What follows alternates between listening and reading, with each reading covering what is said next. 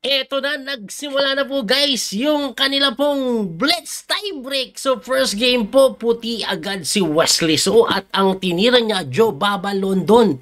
Nung nakaraan po, nakalaban ni Wesley si Fabiano Caruana na kung saan natalo si Wesley So dito. Pero sinusubukan niya kay Ray Robson ngayon. Ayan na. 3 plus 2 po ang time control. 3 plus 2. So knight F3 lang. Kuna to, magsi-C5 yan. Kaya nag-8. B5. B5 ba? Agresibo ta C5 siguro later on. Dito lalabas yung bishop.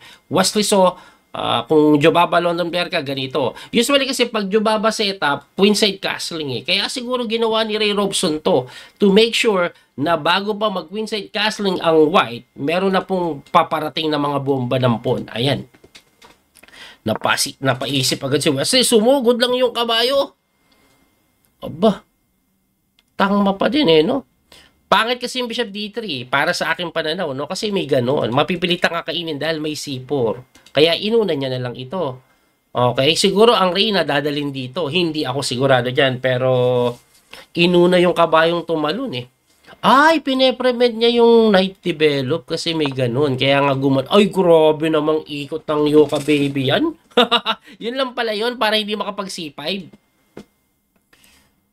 Tansyado ko magkakasting na dito sa kingside si Wesley. Gaganon lang yan. According to engine evaluation, equal to. Pero tingnan nyo yung oras. Lamang po ng konti si Wesley na sa oras. Ilang segundo na yan. 20 segundo may gitna.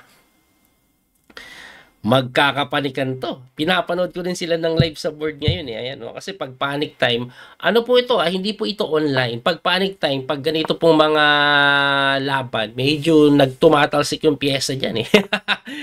Nagtutumbahan eh. Anyway, inatake yung kabayo, tumakbo po sa A4, mabilis na nagkakatirahan. Sabay yung knight nag-develop na going to D7, dinevelop din yung bishop, magkakasing na siguro sa queen side. Ang tanong, etong knight, gaganito ba yan o magsi-C5? Hindi eh. In A5 lang. Nagcasting na si Wesley. Yung black, hindi pa rin ready sa castling.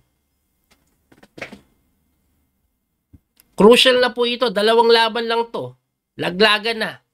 Malalaman na natin after 2 games kung sino ang makakalaban ni Aronian. Hindi pala. Kasi pag nag 1-1 po, mapupunta pa sa Armageddon eh. Oops! Gumanon lang. Nip, no? Inatake lang po yung kabayo na dinepensa by playing C3. Okay, gusto ko yung C3 na yon. Actually, sa position daw po na ito, slightly better na si Grandmaster Wesley So. Kinapture lang? Matindi Babawiin lang yan. Ang tanong, anong pambabawi?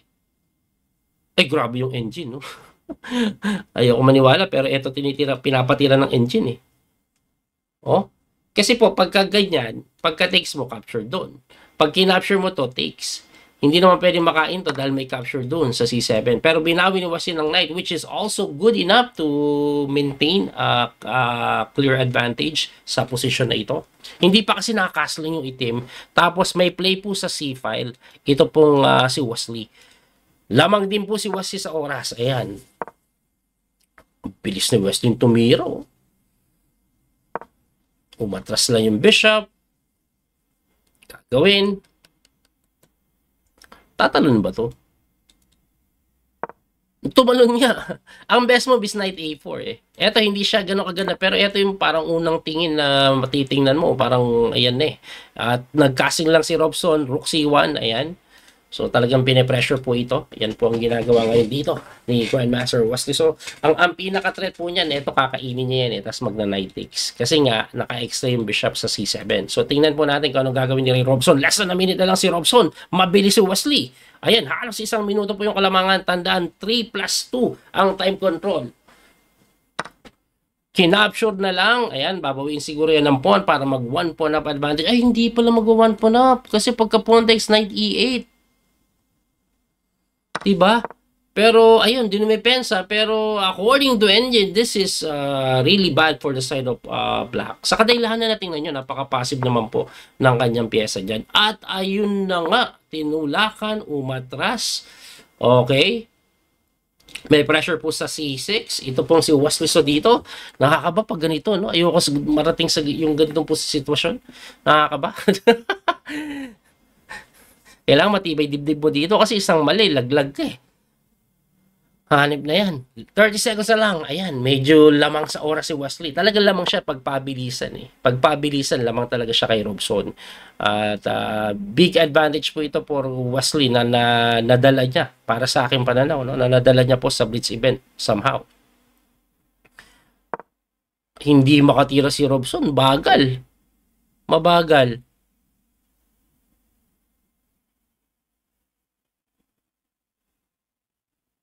Papasok ba yung knight? Knight D6.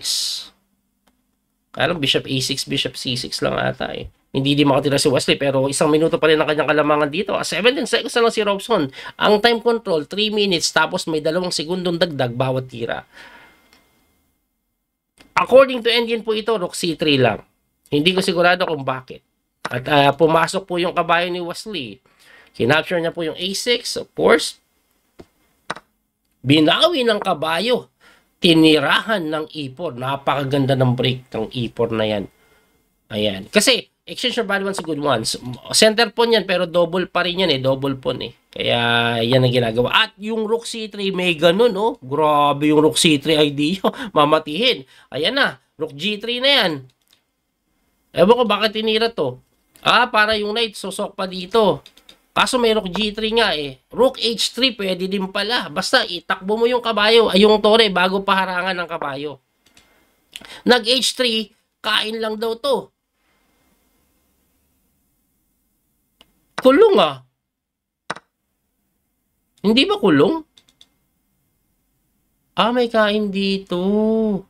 Tapos magkaka-counterplay pa, masihirap. Pero quality up na. Queen G4, number 1 engine mo. Grabe si West, no?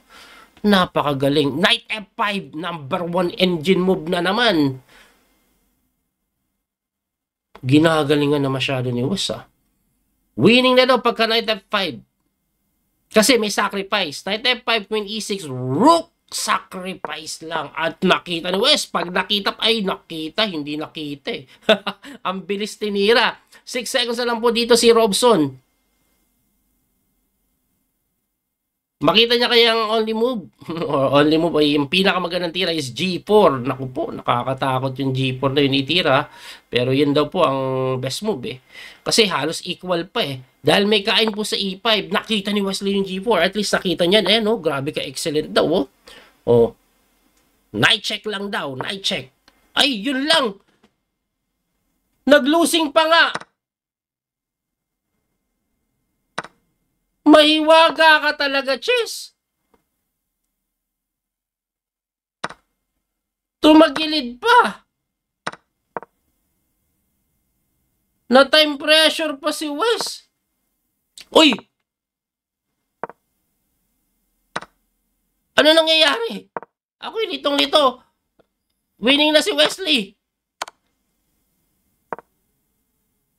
Si Wesley naman daw ang winning ngayon. Grabe. Ang gulo. Kasi kinakabahan ako. Ayun lang. Sa sacrifice na. Ayun. Sinacrifice na yung tore. Ayun. Mate. Check. Rook G6 na lang. Ay, winning pa rin. Wala, hindi na ako makapagsalita. Wala na kasing oras eh. Grabe. Naguluhan na ako. Teka lang Teka lang. Masaya ako kasi na-nasa pero naguluhan ako doon. Tingnan natin kung ano po mga pangyayaring nangyari doon ha. Puntahan natin yung crucial part ng winning na si Wesley. Grabe, ang ganda na naman pinagagawa ni Wesley. Kaso pag na-time pressure ka talaga, ayan dito 41 seconds. Kaya lang ang tamang tira is Rook takes H7. Ito daw tamang tira eh. Rook takes H7, King takes H7, and then Queen H4. Ang hirap lang kasi makita nito, pag panic time ka, Knight E7, ayan o. Ayan tapos eh. Pagka ganito, Bishop, Queen H6 na lang mate. Yan yung tamang tira eh. Hindi nakita ni Wesley, 41 seconds parang sinurbol niya. Nag-Queen H4. Kaso pagka Queen H4, nakapag ganon, nag-J4, good move yung J4. Kaso Knight D3 kumaka-counter. Nag-Bishop dun sa E6 na mali. Ang tamang tira daw po dito, Knight E7. Para pagka King G7, Bishop G5. Ayun ang sequence na dapat sundin, no? Ano? Yan yung sequence na. Pero actually, lamang daw po ang block eh. Kaya ang ginawa ni Wesley, tumagilid. Kaso, 6 seconds on the clock eh. Ayan, oo. Oh. King, ang tira nga lang daw. Kainin mo. Winning na. Lamang na ng pyesa eh. 2 pieces for a rook. Lamang panampon. Ego na niyan. Ganon. Kinapture. Nakain yun. Tagilid pa rin eh. Knight takes E5 lang eh. Oh, nag-knight takes E5 na nga. F4. Gumanon. Queen H4. Gumanon. Blunder. Ang tamang tira dito, F6. Pero gumanon. Di nakain yung kabayong libre. Gumanon. Nag-king move lang. Pagka Queen E4, humarang lang. Winning na naman si West. Kasi quality up na naman. Kumapture doon. Queen G5 lang. Tumakbo. Rook F4. Ayan ang matindi oh. Pag chumek po yan sa ilalim, gaganituhin. Kaya gumanon. Queen H4, ganon, napakagandang sacrifice. Grabe naman mga excellent move ni Wesley ha. Gumanon, Queen F6, ginanon, kinapture lang ay at halos mag-resign na. No? Naubusan na lang ata ng oras yan, pero losing na din po kasi. Kasi pag kinapture mo, mati ka. O, kahit di ka mamati, limas ang pyesa eh. Ganun ang mangyayari. At dahil doon, game 1 pa lang si Wesley. Abangan natin yung game number 2. Ay, hanip na yan. Napaka-exciting ng mga laban na ito. Ilan yung brilliant move ni Wesley? 2, no? Ito yung G4 at pati yung rook takes G4. Puro sa G4, Anyway, kinabahan ako doon. Ibig sabihin yan, game number 2, black si Wesley. Tabla na lang ang kailangan. Makuha niya kaya yung tabla na yon. Of course, teka lang, nagsimula na ata. Nagsimula na. Inanalis ko pa kasi. Nagsisimula na. Ayan. Nagsisimula na nga. Ayan, nagsisimula na. Oh, tingnan lang natin kung saan nagsimula po ito. Tabla na lang kailangan ni Wesley. Okay. Ay, Queen's Gambit Exchange Variation. Ayan, ano to? Madaling itabla to. Drawish to eh. Drawish to eh.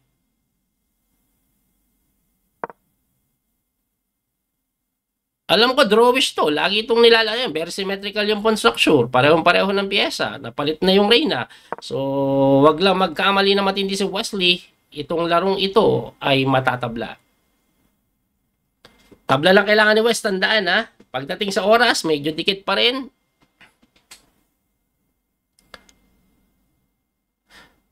Drawish po ito, pero slightly better sa white. Kasi mas maganda yung ikot ng kabayo niya. Mas madaling pumorme. Yung knight dito kasi ito, wala naman itong ginagawa dito eh. Oh, kontrolado yung mga square na pwede niyang puntahan. No, yan ang maganda eh. Yan ang magpapahirap kay Wesley. Tingnan natin kung anong mangyayari dito Kasi mahihirapan si Wesley. Pag nagkataon, pag nahirapan siya, hirap. Uy, pinapalit. Aba, ikakain ko na yan. Bago pa kainin ng iba yan. Pero ang pinakaplano kasi niyan, magbi-bishop takes, gusto dito papasok. Pero pwede naman dito yung bishop na umi-steady pulso, tas lilipat dito, pwede ipaliton o yung isa. Ayan, kinapture na nga ni Wesley. O bishop d5, nangyari mga sinasabi ko. Tabla na lang kailangan ni Wesley. Wag mo nang patagalin, Wesley, tapusin mo na. At nang makatulog na ako ng totoo, inaantok na ako eh. Ayan, nag-rook c8 para yung bishop. Pwede kasing sipain yung bishop, pwede naman umatras dito sa pinakasulok. Yung knight naman na to, walang tatalunan yan eh. Bantay sarado po ng bishop, lahat ng square na pwede niyang puntahan. Baka nga targetin na yan na ganun eh. Ayun na nga, ginawa na po yung F3. Ba? Nangyayari mga sinasabi ko At umatras na agad, hindi na pinaipor. Immediately, umuwi agad ang bishop.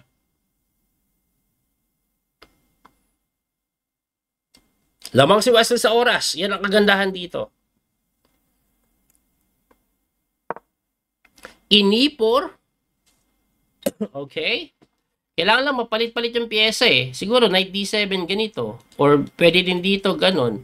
Kaya lang parang medyo possible natin. Kasi yung knight na to wala nang pupuntahan dyan eh. Covered lahat ng square eh. So you need to make sure na ma-maneuver mo yung knight ng maganda. Pero in h6 niya lang, as of the moment, slightly better daw po ang white kasi mas lamang sa space. Do isang iglap lang yan. Pag nagkapalit-palit ang pyesa, easy draw yan. Ayan, night move na lang. Tapos, gano, hindi talagang agresibo din si West eh. Dito siya pupunta. Hindi natin alam ah. Agresibo, oh. Genie 5 lang. Kala ko nagpapasingaw lang eh. Dinadaan sa bilis-bilis ni Wesley si, Robson ah. Pumatras yung kabayo kasi walang ginagawa nga doon. So, lilipat po siguro dito kaya napatras din yung kabayo ni Wesley to guard the C5 square. Interesting yung laban na ito. F5, agresibo na mali. Mali daw yun ah. Ayan, napin no? Napin. Ay, okay lang kasi may bishop naman eh. Ang magandang tira ni Wesley, eto po. Tapos dito, ipapalit lang lahat ng pyesa. Yung knight, pag gumalaw to, pwede namang itakbo lang yung knight. May depensa naman yung tore, dalawa. Kaya kahit nakabatire siya, okay pa rin. So, mali nga daw po yung rook d1. Wesley, so lamang pa rin po ng 30 segundo. Nag-king move lang si Wesley, activating the king. Alright, nag-bishop lang po sa may f5 or sa d3, pressuring the f5 pawn. Grabe yan ah. Bishop d5, napakaganda.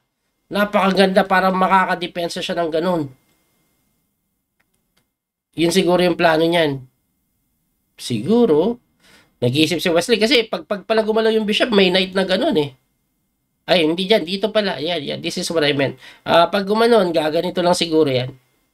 Kasi yung knight dyan, wala naman, pupunta siya doon. Hindi, magkakapalit-palit ng mga piyesa. Equal na equal daw po ang posisyon. Wasiso lamang na konti sa oras. May 30 segundo kanya kalamangan. Tabla lang kailangan ni West. Tandaan, guys. Siya na po ang maglalaro sa finals. Grand finals, I mean. Tatakbo to. Hindi ko alam kung saan. Dito, ganon. Kasi walang ginagawa yan dyan eh. Ay, doon tumakbo. Ay, grabe naman yan. Napakagaling mo naman, Wes. Ayan, oh. Check. Bagsak. Magkakapalit-palit mga pyesa. Grabing takbo yan, ah.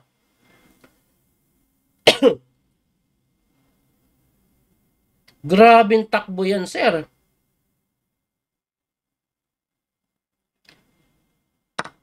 Kinain lang tuloy yung F5. Okay, 1 po na. Pero mas maraming pyesa po ang mapapalit eh. Equal pa rin daw kahit 1 pawn down. Kasi pair of bishop. Kaso, 1 pawn down pa rin yan. Pag nagkamali ka ng 1 time dyan, ngisay ka pa dyan. 1 pawn up pa rin yan eh.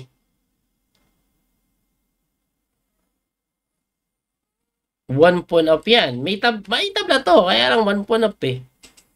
Po, parang mali ata yung nangyari na yun ah.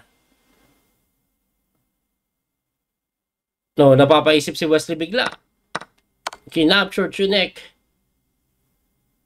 Angat yung king, obviously. Umangat din yung king ni Wesley.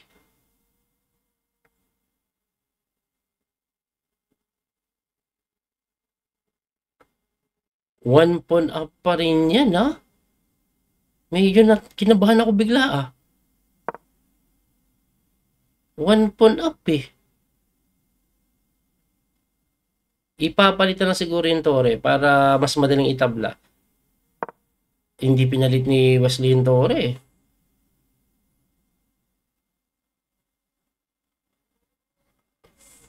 Instead, nag-H5, tumalon yung kabayo. Siguro ipapalit na yan.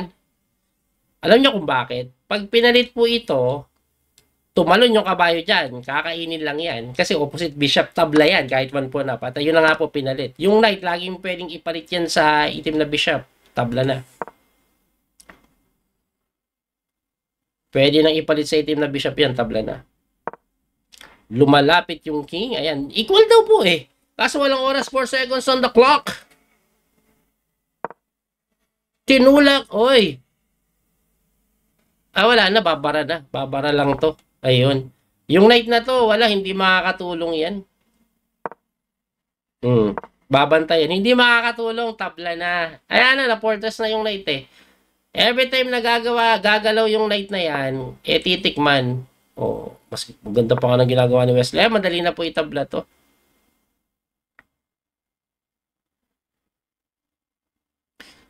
Ang tanong, saan pupunta yan? Ayan, ayaw niya talagang paalisin yung knight. Kasi every time nagagalaw yung knight na yan, itatabla lang ni Wes. Ayun, oh.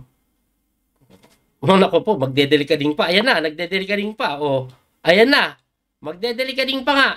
Delika babes. Ayan na. Magdedelika babes. Winning pa si Wes.